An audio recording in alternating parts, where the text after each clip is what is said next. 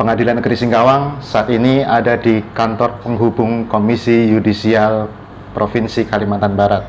Kita bersama Bang Budi Darmawan Esa, Koordinator Penghubung Komisi Yudisial Provinsi Kalimantan Barat. Kita akan bincang-bincang mengenai peradilan, isu-isu peradilan di Kalimantan Barat pada umumnya. Bang Budi, saya panggil Abang. Siap. Jadi di Kalimantan Barat ini, di Jalan Irian ini, ada kantor penghubung Komisi Yudisial. Ini sudah berapa lama ada kantor penghubung Komisi Yudisial di Kalimantan Barat? Terima kasih Bang Hasanuddin. Terutama selamat datang, saya ucapkan, ini luar biasa. Sebetulnya biasanya kalau podcast seperti ini kan narasumber yang nyamperin studio pemilik podcastnya, tapi ini ternyata kita mobile ya, mobile ya. Ya, selamat datang untuk jajaran Pengadilan Negeri Singkawang, terutama Pak Ketua Pengadilannya, Bang Hasanuddin. Baik, memang secara umum Komisi Yudisialnya adalah salah satu lembaga negara karena dibentuk atas dasar Undang-Undang 45. Sebetulnya di Republik ini sebenarnya Komisi Yudisial kan udah hampir mau 15 tahun juga hadirnya. Cuman di Kalimantan Barat ini kami baru masuk tahun kelima. Karena dibentuk, kami dilantik pada tanggal 28 Oktober 2015. Tapi setelah dilantik kami sempat belum ngantor, Bang. Belum ngantornya masih rumah ke warung kopi, masjid, rumah kopi, warung masjid kan. Karena memang belum ada kantor disediakan oleh Komisi Yudisial Pusat. Nah, baru efektif kami per 1 Januari 2016. Nah, jadi ini udah masuk tahun ke-5 tahun, dan alhamdulillah hampir semua, yang jelas semua pengadilan udah kami kunjungin lah untuk di Kalimantan Barat ini. Ya. Ini kalau yang saya tahu ini Komisi Yudisial kan ada di pusat ya, di Jakarta. Ya. Tugasnya ya mengusulkan pencalonan hakim agung, menegakkan kehormatan keluhuran hakim, kurang lebih demikian. Ya. Nah, sekarang kalau ada Komisi Yudisial penghubung di daerah, ini tugasnya apa? Fungsinya apa ini, Bang Budi? Baik. Jadi seperti yang Bang Hasanuddin sampaikan tadi, memang seperti yang termuat dalam pasal 13 Undang-Undang Nomor 18 tahun 2011 tentang pengganti Undang-Undang 2004 tentang Komisi Yudisial, memang salah satu tugas, wewenang dan tugas Komisi Yudisial adalah mengusulkan Hakim Agung dan Hakim ad hoc ke DPRD untuk mendapat persetujuan dan menjaga harkat dan martabat hakim intinya. Nah, kalau di Komisi Yudisial 2013 baru mulai membentuk penghubung, karena pertama ingin memberikan satu kemudahan bagi masyarakat pencari keadilan, terutama yang ingin memberikan semacam kontrol terhadap teman-teman hakim yang memang bertugas di pengadilan. Nah, sesuai dengan Peraturan KAI Nomor 1 Tahun 2012, fungsi dan wewenang penghubung Komisi Yudisial di daerah, salah satu fungsinya adalah membantu tugas-tugas Komisi Yudisial yang ada di pusat. Nah, kemudian mendekatkan pelayanan kepada masyarakat. Nah, kemudian wewenangnya sama, wewenangnya itu ada beberapa, salah satunya itu menerima pengaduan dari masyarakat tentang oknum hakim yang diduga melanggar kode etik. Kedua, melakukan pemantauan terhadap persidangan-persidangan yang perkara-perkara yang lagi diperiksa di pengadilan. Kemudian ketiga itu melakukan sosialisasi terhadap masyarakat, dan ini ditambah lagi wewenang tugasnya itu adalah melakukan advokasi terhadap hakim dan fasilitas peradilan yang terancam atas ancaman dari pihak-pihak yang mencari keadilan. Kemudian yang terakhir adalah melakukan tugas-tugas lain yang nanti diberikan oleh pusat. Salah satu contoh misalnya, karena di Kalimantan ini Komisi Yudisial itu hanya ada 2, di Kalimantan Timur dan Kalimantan Barat. Nah, seperti Kaltim, Kalsel, dan Kaltara itu belum ada KY. Jadi wilayah Kalbar ini termasuk mencakup Kalimantan Tengah. Jadi kalau misal Komisi Yudisial dari pusat tidak punya tenaga untuk melakukan pemantauan persidangan sesuai yang diminta oleh masyarakat, maka Kalbarlah yang bertanggung jawab untuk berangkat ke sana. Gitu kira-kira. Jadi Pak. kurang lebih tadi ada 5 tugas Ada 5, ya. ditambah lagi advokasi. Advokasi ya, 5 tugasnya penghubung daerah. Ya. Bahkan ini Komisi Yudisial Penghubung KY di Kalimantan Barat ternyata wilayahnya sampai dengan Kalimantan Tengah. Kalimantan Tengah. Ya. Beberapa saat yang lalu saya masih ingat Mas Budi itu ke PN Singkawang ya. Ya. Kalau tidak salah berkaitan katanya mungkin pencalonan Hakim Agung ya. Benar. Ini wujud tugas yang mana ini? Ada pencalonan Hakim Agung, kebetulan yang sedang diuji pencalonannya ini kan mantan Ketua PN Singkawang zaman dulu. Betul. Ini dalam rangka apa? Itu tugas yang mana? Nah, Pemantauan ini atau apa? itu adalah tugas lain. Oh, tugas lain Tugas ya? lain yang dimintakan oleh pusat. Sebetulnya itu tetap itu namanya bagian dari Biro Investigasi sebenarnya. Cuman karena kita pandemi, tapi biasanya walaupun tidak pandemi, tentu pusat harus berkoordinasi kalau di daerah itu ada penghubung, Bang. Jadi karena kemarin itu pandemi, akhirnya full 100% dilakukan oleh penghubung Kalbar untuk nge-tracking tentang seperti apa beliau salah satu calon Hakim Agung yang memang ikut seleksi calon Hakim Agung. Ya Bang, kalau dari pengalaman kemarin ini saya mikir-mikir ini suatu ketika umpama sampai calon Hakim Agung, buat nanti saya akan ditelusuri record saya dahulu kala kan. Ya, jadi memang betul. Seperti ya? itu memang. Jadi katakanlah nanti Bang Hasanuddin sudah memenuhi persyaratan. Salah satu kalau misalnya nanti dari karir, tapi kalau dari segi persyaratan ijazah sepertinya udah masuk ya. Sudah Tinggal masuk, nunggu ya. hakim tinggi aja ya. Ya. Nah ini kita doakan sama-sama mudah-mudahan Abang segera lah sampai ke sana. Nah ini nanti memang trackingnya mulai dari 0 tahun di mana 0 tahun, si hakim itu bertugas. Kalau misalnya Bang Hasanuddin ternyata katakanlah 0 tahun di Pontianak, berarti kami di Pontianak yang akan mencari tahu tentang seperti apa tugas-tugas menyelesaikan tugasnya, ada yang positif tidak, ada yang negatif. Nah ini yang kita harus kita. Jadi itu ketika saya jadi calon Hakim Agung itu di track dari pertama kali penempatan begitu. Pertama kali, bahkan mulai dari kerja di mana gitu. Oh, kerja di mana? Ya. Jadi kalau saya ini kan saya pernah calon hakim di Jawa Tengah, Betul. hakim di Maluku, di daerah Lampung, di Manado, itu di tracking semua. Tracking semua. Luar biasa nih. Termasuk misalnya sebelum masuk hakim misalnya kan, katakanlah sebagai karyawan bank dulu misalnya, atau advokat misalnya. Nah dari situ juga kita disusuri KY. Karena memang standarisasi yang dipatok oleh Komisi Yudisial untuk seorang calon hakim agung memang tinggi. Oh gitu ya. Termasuk di track juga misalnya ke tetangga-tetangganya tidak? Sangat. Oh begitu ya. Jadi dengan sistem kami nyebut itu lingkaran obat nyamuk ya. Lingkaran obat nyamuk, jadi mulai keluar dulu, nanti baru sampai ke bahkan sampai ke anak istri juga akan ditanya gitu kan. Seperti apa misalnya pernah seorang Sanudin misalnya pada saat menjalani tugas negara, terus pada saat di tengah keluarga seperti apa. Nah seperti itu misalnya. Iya. Kemarin waktu saya pelatihan Komisi Yudisial di KY yang berkaitan dengan kode etik perilaku hakim, saran dari komisioner memang mulai sekarang menabunglah integritas, katanya begitu, karena nanti di tracking ya, dan kesehatan. Betul. Karena ketika kita dicalonkan kan mungkin usia sudah agak, dan biasanya kesehatan itu menjadi faktor yang penting sekali ya. Oke, kemudian kalau tugas-tugas lain penghubung KY di sini yang sudah dilakukan apa saja ini, Bang? Tentu kami tahun pertama bahkan sampai hari ini kami masih fokus terhadap pengenalan lembaga terhadap masyarakat. Ya. Kami mulai misalnya dari komunitas, misalnya dari perguruan tinggi dulu. Kami masuk sana misalnya ada seminar, ada penerimaan mahasiswa baru, ada kuliah umum, kami masuk. Nah baru nanti setelah tahun ketiga kemarin kami mulai ke birokrat, misalnya mulai dari kantor dari provinsi, dari kantor gubernur, ke dinas-dinas, sampai ke terbawah itu ada ke kelurahan-kelurahan.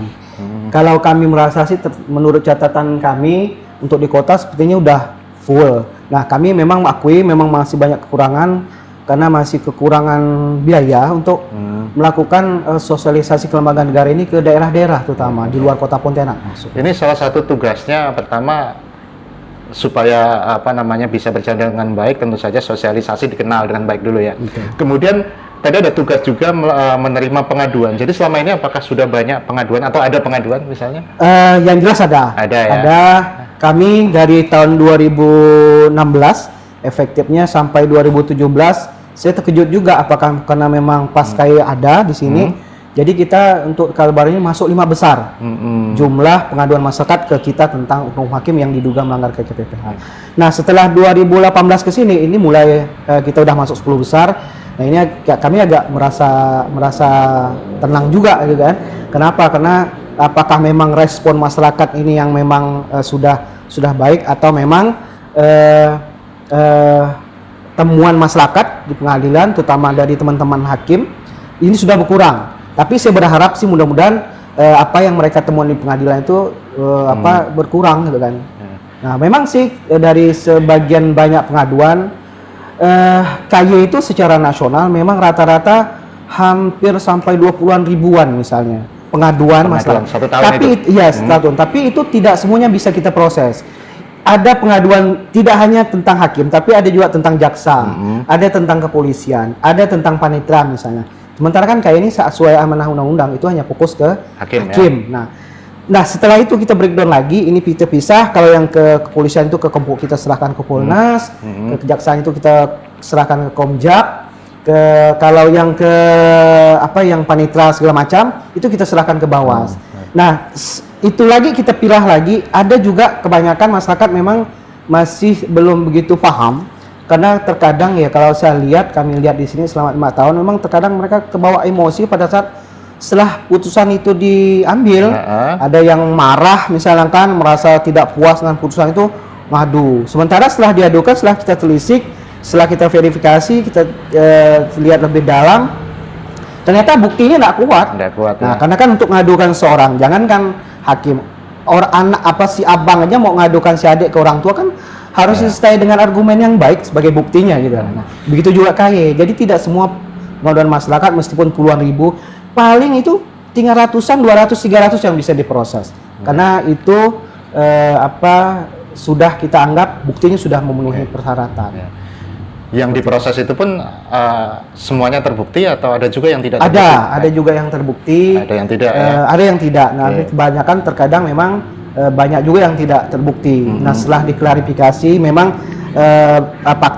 bukti-bukti, dokumen, keterangan dari si pelapor, setelah kita cross check ke hakim, ternyata si hakimnya malah ini tidak seperti itu. Nah, akhirnya ya setelah ini kita diputuskan, tapi bukan di sini diputuskan, tapi di pusat, karena kewenangan penghubung di sini hanya sampai kelengkapan pengaduan.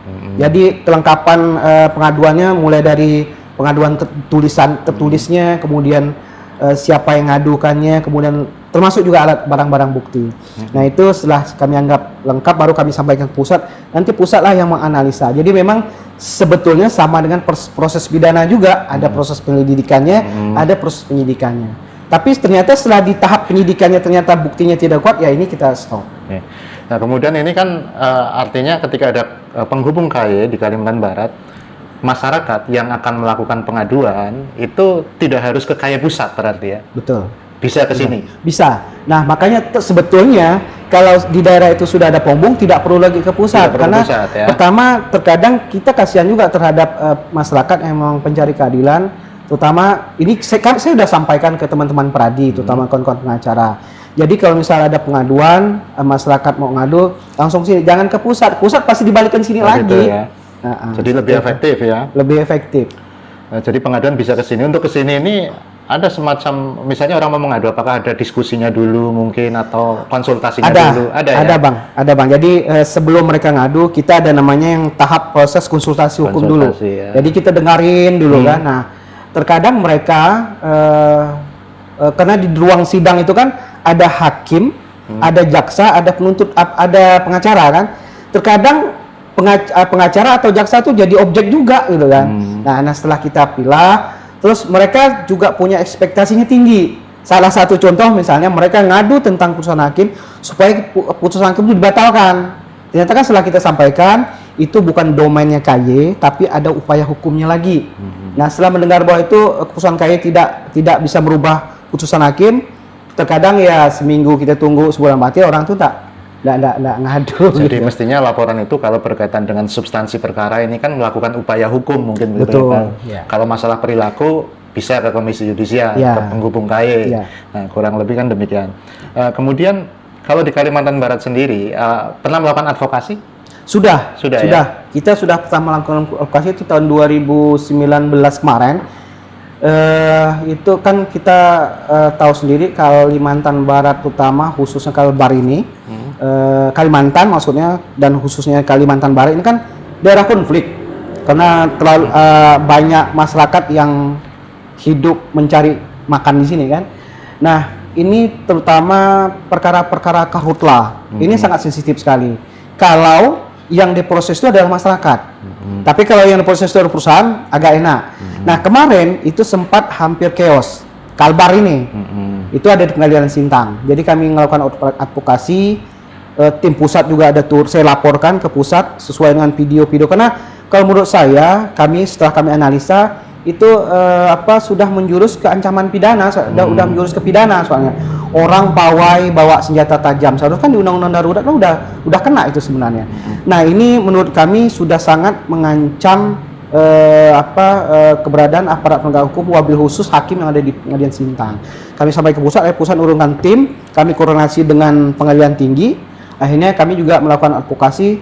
Advokasi itu kami temuin semua, tapi terutama kami temuin teman-teman hakim dulu yang nangin perkara.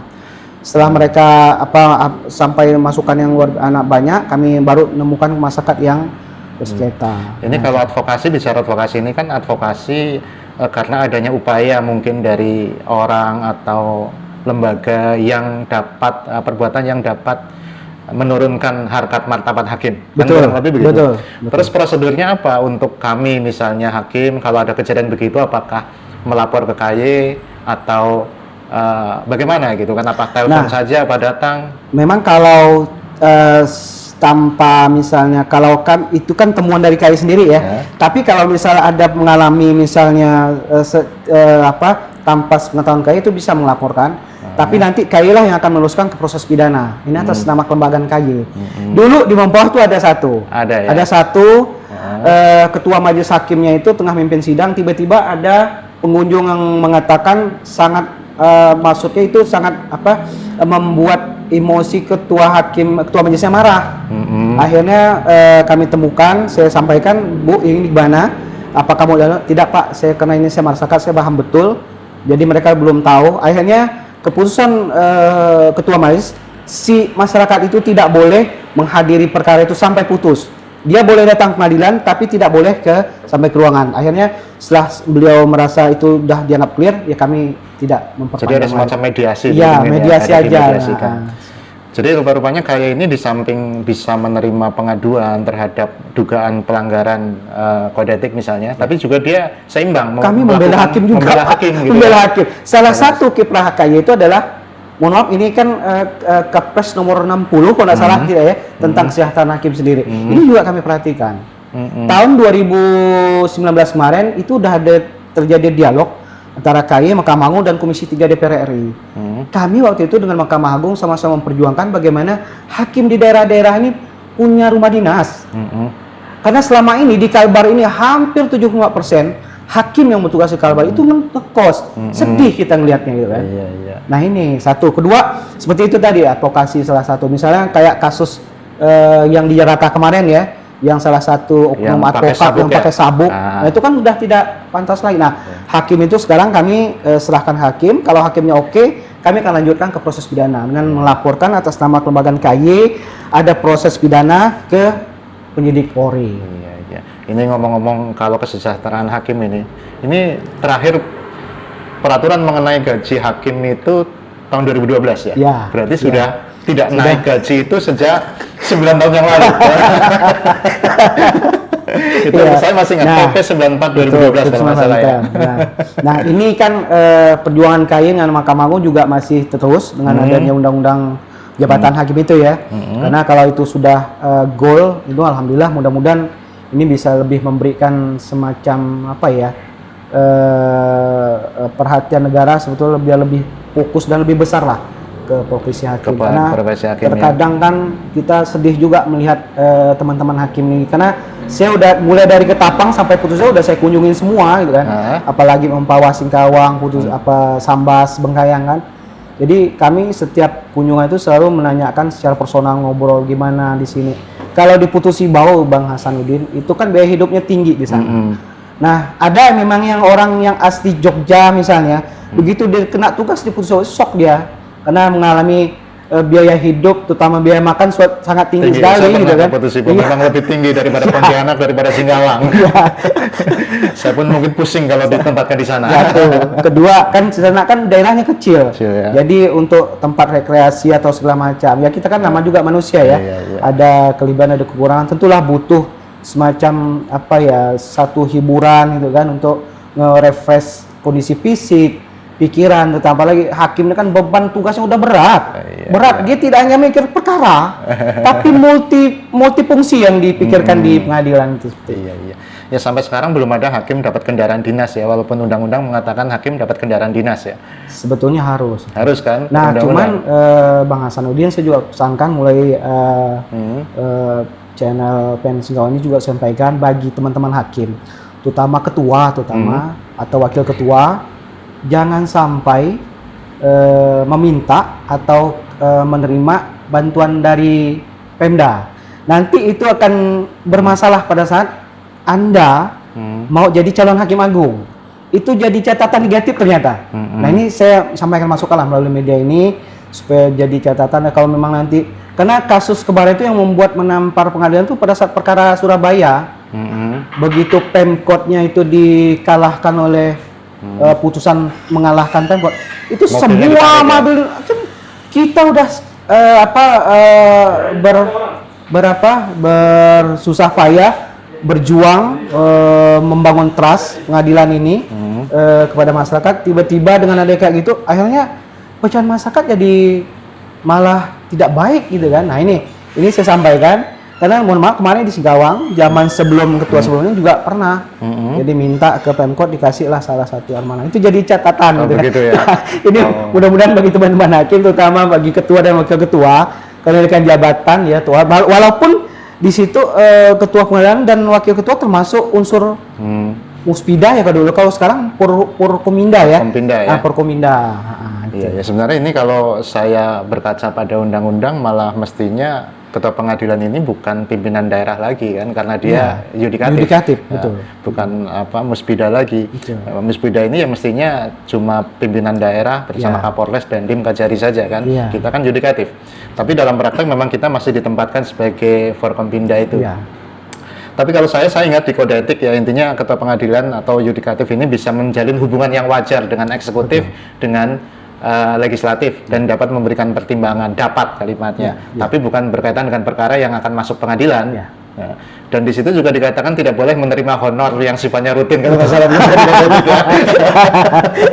Ya, berat juga. Itu repotnya juga memang. Tapi itulah, itu memang. Walaupun kecil nanti ngerepotkan kan susah ngerepotin. juga.